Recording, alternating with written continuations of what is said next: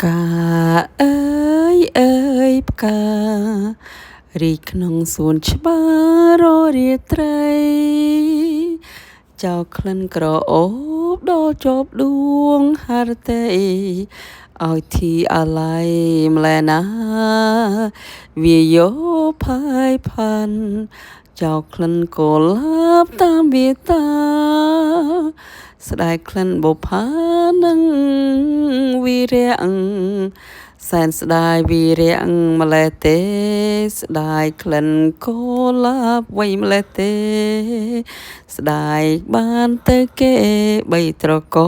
ងស្ដាយមិនបានជួបនឹងវីរៈហើយនឹងកុលា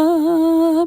ជាតិនាងមានកម្មនឹង Dewy Photo Studio នៅបាងកកហើយនឹងប្រទេសថៃឡែន